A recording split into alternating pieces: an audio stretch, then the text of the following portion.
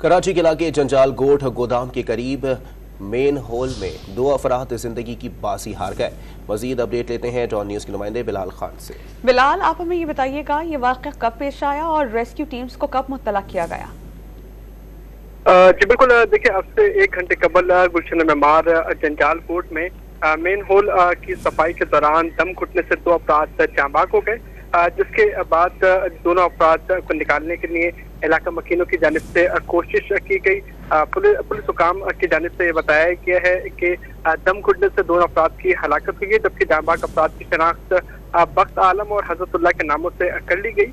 दोनों अफराद की लाशों को ज़ब्ते की कार्रवाई के लिए अस्पताल भी मुंतकिल कर दिया गया है। पुलिस वाक़े के मुतालिक मज़ीद तफसीलात हासिल करने के लिए मौके पर पहुंच गई है। इब्तदाई तौर पर पुलिस हुकाम की जानिब से बताया गया है कि दोनों अफराद गटर की सफाई कर रहे थे कि इसी दौरान दम घुटने से 2 अफराद जाँ बाग हुए। बाकी मज़ीद जो है तफसीलात भी हासिल की जा रही हैं। बहुत शुक्रिया मोहम्मद बिलाल।